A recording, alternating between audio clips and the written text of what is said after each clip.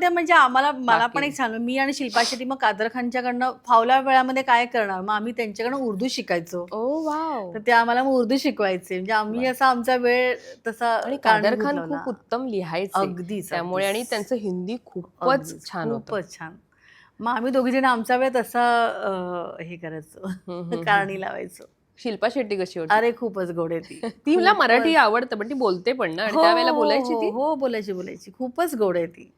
पुन्हा कधी भेट झालीये अगदीच. त्याच्यानंतर? म्हणजे माझं जेव्हा आम्ही आरेच्या धमालचं सवेरा स्टुडिओला शूटिंग करत होतो, हा. म्हणजे मला सांगू प्रणाली, काही काही उलट मराठी ज्या ॲक्ट्रेस आहेत त्यांचा मला अनुभव वाईट आहे. जे की मला उलट हिंदी ॲक्ट्रेसेसचा अनुभव खरंच चांगला आहे. ओ.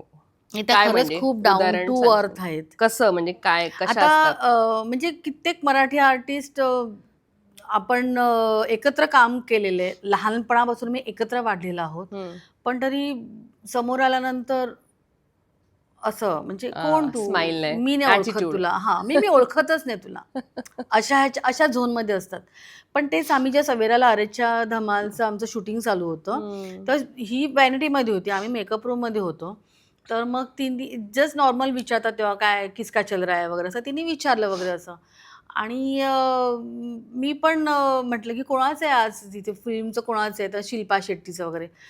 तर मी जस्ट तिथे गेले तिला भेटायला व्हॅनिटीमध्ये, आणि ती पण आली मला भेटायला, आणि अक्षरशः म्हणजे आम्ही बऱ्याच वर्षांनी भेटलो होतो. पण अगदी ओ. ते मिठी मारून वगैरे अशी खूप चांगली ओळख आहे वगैरे. मी असं आम्ही खूप वर्षांनी भेटलो, अशा ह्याच्यात ती मला खूप छान मला भेटली. म्हणजे मला गॅरंटी आजही मला भेटली तरी ती छान अगदी ओळख दाखवेल वगैरे असं.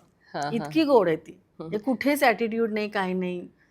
तू आता हिंदीतही काम केलंयस. मी असं बऱ्याचदा ऐकते म्हणजे की एका आताच कोणीतरी ॲक्ट्रेस ने असं दाखला दिला की हिंदी बरोबर बोललं गेलं नाही आणि मग लांबून डिरेक्टर ओरडला, तुम्हारी घाटी मराठी नाही चलेगी. तर असं मी एक वाचलं एका ॲक्ट्रेसने बोललेलं.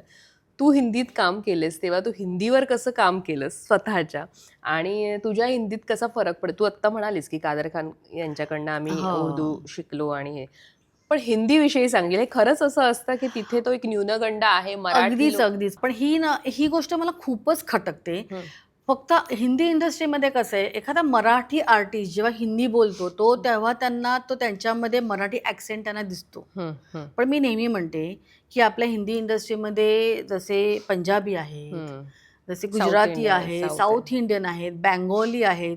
ते त्यांच्या ॲक्सेंटने हिंदी बोलतात. तर बोलतात, ते त्यांना सगळं चालतं. चालतं. येस. त्याच्यात त्यांना काहीच वाटत नाही, काहीच बोलत नाही. पण फक्त मराठी आर्टिस्ट जेव्हा हिंदी बोलतो, तेव्हा त्यांना त्यांची ती घाटी मराठी म्हणा किंवा मराठी ॲक्सेंट त्याच्यात त्यांना त्यांना दिसतो. बरं, ॲक्टर म्हणून त्यांना मराठी आर्टिस्ट म्हणतात, की "अरे ये तो बहुत बढ़िया है." वन टेक आर्टिस्ट सगळे, म्हणजे कारण सगळे थिएटरचे आर्टिस्ट जास्त असतात. बरोबर. म्हणजे तिथे त्यांना ते लागतात. बरोबर. अगदी त्यांचं कौतुक करतात. पण त्यांना भाषेला त्यांना अगदीच म्हणजे म्हणतात, की "अरे मराठीची." हे खूप खटकतं म्हणजे. तू खूपच खटकतं. हिंदीत मालिका पण केल्यास हो. त्यामुळे अ, तो तुझा मला वाटतं एक तो तू रुळली, पण तू बॅलन्स ठेवलंस हिंदी आणि मराठी. हां, म्हणजे कसं झालं, म्हणजे मी जेव्हा प्रेग्नंट होते तेव्हा सुद्धा माझी परंपरा नावाची हो. झीवरची मालिका चालू होती. पण आता जसं तुमचं बँकिंग करतात आणि मग परत तुम्ही येता, तर तसं त्यावेळेला ते नव्हतं. त्याच्यामुळे नव्हतं. मग हा. मी ती 8व्या सोडावी महिन्यामध्ये लागली. मला ती मालिका सोडावी लागली. त्याच्या आधी मी फक्त जास्त मी मराठी पण करत होते, पण हिंदी जास्त करत होते. हा. हिंदी सीरियल्स आणि हिंदी फिल्म्स हे मी जास्त तेव्हा करत होते. आवर्जून कोणते कलाकार तुला असे वाटतात तुझे सहकलाकार हिंदीमधले, की ज्यांच्याविषयी तुला इथे बोलावं असं वाटतं, की काही अनुभव आहेत, काही त्यावेळेचे सीन करतानाचे, किंवा असे माणूस म्हणून त्यांचे काही असे अनुभव जे तुला आता शेअर करावेसे वाटतात? आता हिंदीमध्ये म्हणशील तर एक तर मीनाक्षी आहेच आहे, नो डाऊट. त्याच्यानंतर गोविंदा पण मी सांगेन. कारण गोविंदाच्या बरोबर माझा असा एक सीन होता, त्याच्यामध्ये मी वेडी असते हो, हो. आणि तो मला कोणाच्याही नकळत तो मला मी सकाळी उठून तो मला नदीवरती नेत असतो, मला अंघोळ. फ्रेश हो, हो, करायला हो, वगैरे हो. असं. ते खूप छान वाटतं आणि ते इतके इमोशनल हो. सीन आहेत ते. आणि त्याच्यामध्ये असा एक सीन असं होतं, की तो मला नदीवरती नेतो आणि तलावाच्या इथे, आणि तो माझं तोंड धुतो, माझा तो गुळणा भरतो वगैरे, आणि हिला काय कळत नसतं. कळत ही नसतं. ती अख्खा ती गुळणा त्याच्या चेहऱ्यावरती ती हो, हो, हो. टाकते वगैरे. तर मला असं झालेलं, की अरे मी कसं हे असं कसं करू? आपल्याला काहीतरी वाटतं बाबा, हा एवढा मोठा ॲक्टर आहे आणि आपण त्याच्यावरती असं हे कसं? तो बोलला, की "प्राजक्ता काही विचार." तो पण मराठी खूप छान हो, बोलतो तो. हो, हो. "तू काही विचार करू नको, बिनधास्तपणे कर" वगैरे असं. आणि त्यांनी ती लिबर्टी दिल्यानंतर मग मी माझं म्हणजे फुल फ्लेश मी देऊ शकले. त्याच्यामुळे ते मी तसं म्हटलं की तुम्हाला समोरचा को आर्टिस्ट तुमचा जर का तुम्हाला सपोर्ट करणार असेल तर तुम्ही तुमचा सीन चांगला करू चांगला शकता. होतो. येस. त्याच्यामुळे त्यांनी कधीच आडकाठी नाही घेतली. शिल्पा शेट्टी, तर शिल्पा शेट्टीचा असा एक सीन होता की ती मला शोधत शोधत शोधत येते आणि मी तिथे एकटीच असते आणि मग ती मला विचारते कौन आहे वगैरे असं आणि मग मी तिला हे करून जे थोबाडीत मारते तिच्या वगैरे असं. तर वन टेक झाला होता का थोबाडीत नाही, त्याचे बरेच त्याचे टेक झाले कारण तिला तिला ना ते मिस करता येत नव्हतं. सो आणि मी आणि आपल्याला सवय बसलेली असते की गाण्याखाली? हा आपण हे करतो ना, त्याच्यामुळे बरेच टेक झाले.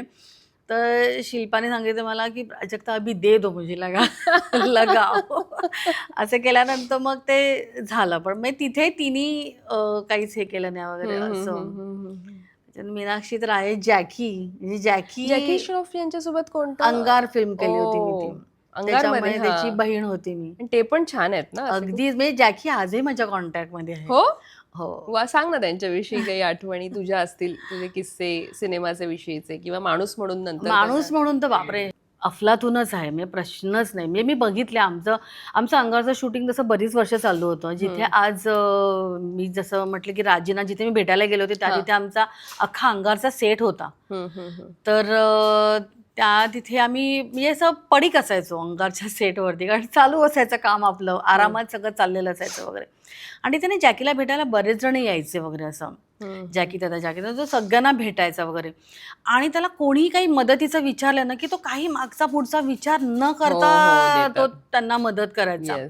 एकदा तर त्याला कळलं की बिचारा असं खूप लांबून चालत आलाय वगैरे असा माणूस आणि त्याच्याकडे त्यांनी त्यावेळेला त्याची ती ऑटोमॅटिक गिअरची त्याची सायकल वगैरे होती. तर आमच्या समोर त्यांनी त्याला सायकल त्यात देऊन त्याला टाकली. वा, म्हणजे इतकं नाही चांगले आहे त्यांचा. आम्हाला पण आज पत्रकार म्हणून खूप चांगला खूपच म्हणजे जॅकीचा प्रश्नच नाही. म्हणजे असं एक मी त्याला त्याच्यामध्ये मला एक भाऊ दिसायचा असं म्हणजे तो आणि बहीण म्हणूनच हे करा. आणि ती मला तर फिल्म अगदीच अचानक मला मिळाली होती. त्याचा मग किस्सा असा आहे की त्यांचा 1 फेब्रुवारीला जॅकीचा वाढदिवस असतो. तेव्हा त्यांच्या फिल्मचा मुहूर्त झाला. तेव्हा वेगळीच कोणतरी होती बहीण त्याची आणि त्या दोघांच्या वरतीच तो होता मुहूर्त. आणि तिने त्याचे म्हणे काहीतरी बरेच म्हणजे मुहूर्ताच्या शॉटचे तिने काहीतरी वाटतं 36 का 38 काहीतरी वाटतं तिने रिटेक दिले होते त्या मुलीनी. तर त्या दिवशी मग उशिरा संध्याकाळी मला फोन आला. सुलभा देशपांडे मी सुलमावशी म्हणते, सुलमावशीचा मला फोन आला की प्राजक्ता आत्ताच्या आत्ता भेटायला तू आविष्कारच्या ऑफिसमध्ये, आमचं त्या शिवबिल्लासला ऑफिस होतं. तर मी भेटायला गेले. तिथे नाना आणि सुलमावशी बसले होते. नाना पाटेकर. तर त्यांनी सांगितलं की असं असं आज पिक्चरचा मुहूर्त होता, जॅकी आणि त्याच्या बहिणीचं हे होतं, तिने म्हणे बरेच रिटेक दिले. तर प्राजक्ता तू हा पिक्चर करतेस. आणि मला म्हणजे नाना आणि सुलमावशींनी काही सांगले तरी मी नाही कधीच म्हणायची नाही. कारण लहानपणापासून मी त्यांच्यासोबत मी वाढलेली आहे. त्याच्यामुळे त्यांच्यावरती माझा पूर्ण विश्वास. हे लोक सांगतात म्हणजे आपण ते काम करायचं. असं करून मग मी 2 दिवसांनी परत पिक्चरचं शूटिंग चालू झालं आणि मी तिथे तो पिक्चर मी करायला लागले. असा तुम्हाला अंगार अचानक मला मिळाला होता. वा. आणि जॅकीदा आत्ता पण असे कॉन्टॅक्ट मध्ये म्हणजे कसे फोन वगैरे करणं किंवा भेटलं तर भेटणं असं हे करणं? हो, म्हणजे आता त्या दिवशीच असं एक आता मध्ये माझ्या भाचीचे मिस्टर आहे समीर विद्वांस, त्यांच्या तू मेरी मैत्री तू मेरी मै तेरा, त्यांच्या पिक्चरचं त्यांचं गाण्याचं त्यांचं शूट चालू होतं. गणपतीमध्ये त्यांचं चालू होतं शूटिंग. तर माझी बहीण आणि ते मिस्टर त्यांना असंच शेवटचा दिवस होता तर समीर म्हणाला की तुम्ही आज या वगैरे सगळेजण आहेत तर या सेटवरती. तर ते गेले होते. आणि मग जॅकीला कळलं की ही माझी बहीण आहे वगैरे असं. तर त्यांनी सांगितलं की लाव फोन लगा प्राजू को फोन लगा. तर त्यांनी फोन लावायला सांगितलं. आणि बरं आमच्या घरी पण गणपती होता, बरीच गर्दी होती वगैरे. मला त्याच्यामुळे आणि हिचा डायरेक्ट व्हिडिओ कॉल, आणि कधीच मला व्हिडिओ कॉल करत नाही. आणि बरं व्हिडिओ कॉल आल्या समोर दिसतो ते जॅकी दिसतोय. मस्त वाटतं ना आपला एवढा मोठा माणूस आपल्याला लक्षात ठेवतो आणि फोन करतो. आणि आमच्याकडे खूप गर्दी असते गणपतीला. म्हणजे बरं त्यांचं तिथे गाण्याचं शूटिंग, मी तिथे म्युझिक चालू होतं, आमच्याकडे गर्दी. त्याच्यामुळे जॅकी म्हटलं अरे अरे प्राजू ये भेट मिली मुझे अमिता, ये ऐसे से बोल रही है, कैसी है, क्या है वगैरे, असं त्यांनी व्हिडिओ कॉलवरती तो बराचसे बोलवता. पण त्याच्यानंतर पण मग त्यांनी मला फोन केला एकदा दोनदा, मग आम्ही तेव्हाही एकदा दोनदा व्हिडिओ कॉलवरती बोललो वगैरे असं. त्याच्यानंतर 4 दिवस शूटिंग आमचं चालू होतं MBCला, फ्युचर स्टुडिओला. तेव्हा त्यांना कळलं होतं की मी वरती शूट करते, नाही बुलाव बुलाव उसको बुलाव, असं करून तेव्हाही त्याने स्वतःहून बोलवून वगैरे. मी त्याला जेव्हा कळतं तेव्हा तो करतात, येतात आणि भेटतात. तो अगदीच, त्यांचं एक हे अगदीच. छान आहे. तू आता नाना पाटेकर यांचं नाव घेतलंस, मी का विचारेन, कारण नाना म्हटलं की भीती वाटते ना असं, पण ते खूप बोलायला लागले की ते मस्त आहे. म्हणजे तुमच्याशी त्यांचं अगदीच. कनेक्शन जुळलं की नाना अगदीच, म्हणजे अगदीच. नानांसारखा माणूस नाही, ते इतके माणूस छान नाही. बोलतात आणि बोलत राहतात असे छान, आणि एकदम टॅलेंटेड. टॅलेंटेड. मला नानांविषयी सांगशील?